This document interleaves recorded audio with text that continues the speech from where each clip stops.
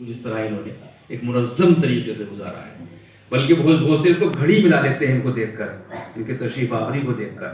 تو ان کے جو ڈسپلن ہے یہ ان کی تحریروں میں بھی ہے. بڑے مشفق اور محبی. میں بہت ادب اور احترام سے پروفیسر خالد محمود صاحب سے گزارش گزار ہوں تشریف لائیں. حضرات، مجھے لوگوں سے بہت خوف معلوم ہوتا ہے جن کی یادداشت اچھی ہو. چنانچہ مجھ سے پہلے میرے ہمنام مجھے بہت ڈرانے والا قسم کی گفتگو کی انہوں نے، اور جو شخص اس قدر چھوٹی سی چھوٹی باتیں تمام دنیا کے سیر کرنے کے بعد بڑے اعتماد کے ساتھ، ہو سکتا ہے کچھ باتیں سچ نہ ہوں، لیکن جس اعتماد سے یہ بات کرتے ہیں اس پر کوئی تصور بھی نہیں کر سکتا کہ اس میں جھوٹ کا گمان ہو. کوئی اگر حضرات، آج جو میں نے بھی بہت سے سیمینار اٹینڈ کیے ہیں، اس میں کوئی شک نہیں، لیکن اس میں ہر طرح کی گفتگو ہوتی ہے، کمزور گفتگو بھی اور کچھ طاقتور گفتگو بھی. لیکن آج واقعی اتنے سارے لوگوں نے اتنی اچھی گفتگو کی ایک کتاب کے تعلق سے، اور لطف کی بات یہ ہے کہ کتاب کسی نے نہیں پڑھی. یہ کتاب، پوری کتاب کسی ایک شخص نے نہیں پڑھی، پھر بھی اتنی اچھی گفتگو کی، کیونکہ وہ اب سب ماضی میں اس کتاب کے جوانی اور بچپن میں پہنچ گئے تھے، اور انہوں نے اس کو پڑھنے کا بارے میں سوچا نہیں، اور ادھر رخشندہ اور ان لوگوں نے پڑھنے بھی نہیں دی اس کتاب کو. اس کی وجہ یہ ہے کہ آج میں آیا تو میں نے کہا وہ کتاب دکھا تو دیجیے جس پہ گفتگو کرنا ہے. تو انہوں نے بہت تکلف کے بعد میرے سامنے اس کی فہرست کا صفحہ کھول کے دکھایا اور کہا کہ بس یہ پڑھ لیجیے، یعنی آپ صرف اس کے عنوانات پڑھ لیجیے اور بس اس کتاب لے لیجیے انہوں سے.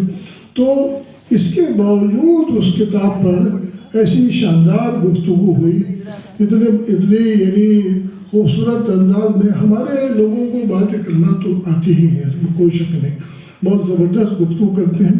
اس گفتگو کے درمیان دو باتیں ایسی ہیں جن کی میں نام لے کر تائید کرنا چاہتا ہوں. ایک تو اسرار گاندھی صاحب نے ایک بات کہی تھی جس کی تردید بھی ہمارے ایک دوست نے کی تھی کہ وہ لڑکیوں کو افسانہ نہیں پڑھنے دیا جاتا تھا. اس زمانے میں ایک مشرقی ماحول تھا.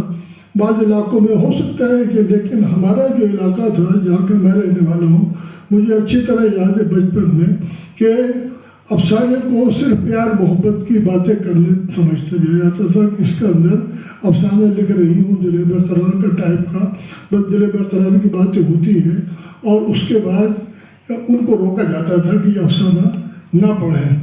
یہ بات ان کی بالکل سچ ہے اور میں اس کا گواہ ہوں. ایک بات تو یہ ہے اس سے.